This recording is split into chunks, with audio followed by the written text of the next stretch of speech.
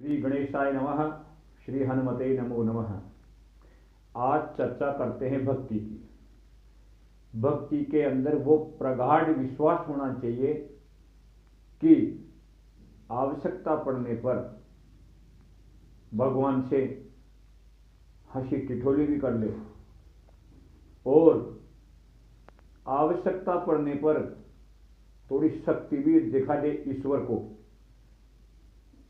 और ईश्वर भक्ति के अंदर इतनी ताकत होनी चाहिए कि प्रभु जिसकी भी आप आराधना कर रहे हो वो आपकी शक्ति भी सहन करें और उसको भी आपकी हंसी मजाक के अंदर ही उसको प्रधानता दे। एक बहुत अच्छा उदाहरण देखने को मिला है। रामायण रूपी जो महासागर की अपन चर्चा कर रहे थे उसी क्रम में आगे बढ़ते हैं। एक जगह देखने को मिला, क्या देखने को मिला? सुनि केवट के बेन प्रेम लपेटे अटपटे, बिहसे करुणा एन चितई जानकी लखन तन। यानी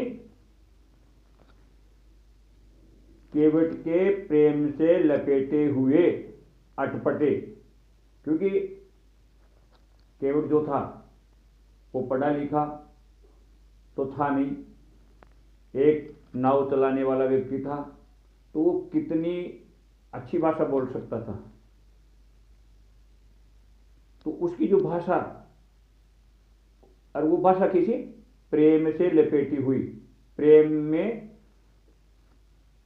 बोली हुई भाषा, उस भाषा को सुन करके आज राम जी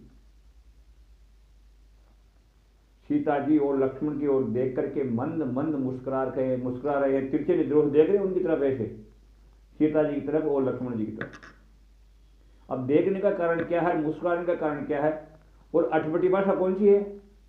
यहां पे केवट ने पहले तो अपने प्रभु श्री राम से विनती की, प्रार्थना की और समझाने की कोशिश की कि हे प्रभु, जो नाव आप मेरे से मांग रहे हैं वो नाव तो लोहे की है, वो तो पत्थर की भी नहीं है। आपके चरण को स्पर्श करने से तो पत्थर की नारी बन जाती है, तो मेरी तो नाव काठ की है, इसका क्या होगा? ये तो अवश्य ही नारी बन जाएगी। तो मैं पहले आपके चरण दूंगा, आप मेरे को चरण धोने की अनुमति प्रदान करें। क्या कहता है केवट? छुअत शिला भई नारी सुवाही, पाहन ते न काट कठिनाई। क्योंकि जो पत्थर ही अगर नारी बन गया तो ये तो काट की हुई, काट तो उससे भी कमजोर होता है, पत्थर से भी, उससे पत्थर से मजबूत तोड़ना होता है, तो पता नहीं इसकी भी नारी बन जाए।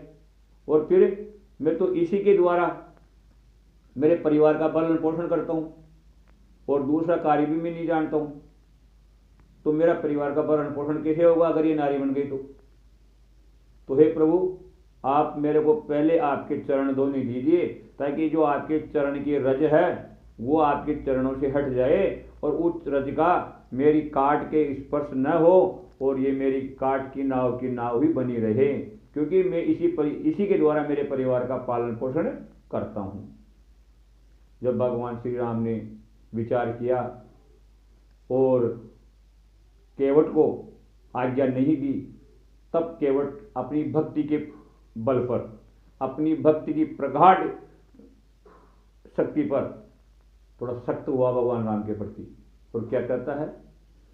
पद कमल धोहि चढ़ाही नावन, नात उतराही चहो। कि हे प्रभु, अगर आप अपने चरण कमलों को धोए बगैर मेरी नाव पे नहीं चढ़ सकते, अगर आप गंगा पार करना चाहते हो, उस पार जाना चाहते हो, तो आपको मेरे को चरण धुलाने ही होंगे।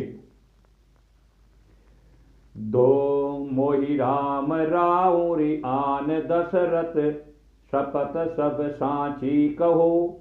और अब क्या कह रहा है? मोहि राम राउरी, मुझे भगवान राम एवं दशरथ की सौगंध, अगर आज लक्ष्मण बाण ही क्यों ने मेरे को मार दें। क्या कह रहे हैं?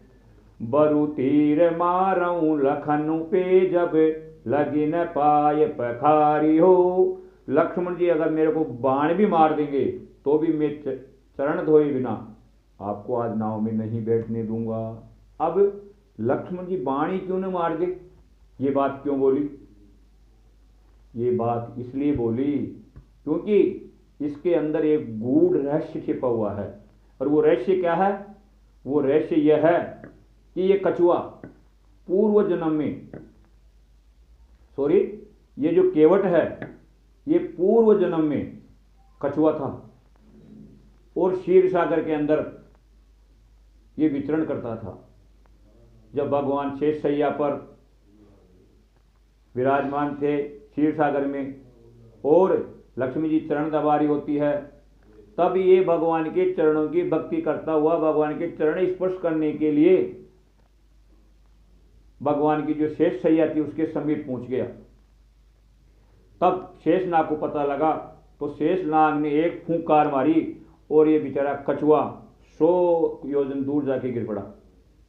यानी इसको भगवान के चरणों के समीप नहीं आने दिया लक्ष्मण रूपी शेषनाग ने, क्योंकि शेषनाग ही तो लक्ष्मण के अवतार हैं।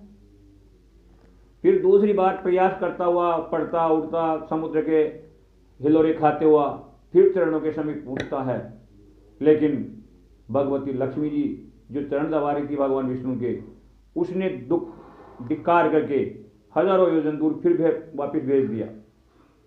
तो यह बार बार में प्रयास करता रहा, आता रहा, लेकिन लक्ष्मण जी ने और लक्ष्मी रूपी जो अभी सीता का अवतार है, इन दोनों ने भगवान विष्णु के समीप नहीं आने दिया इनको,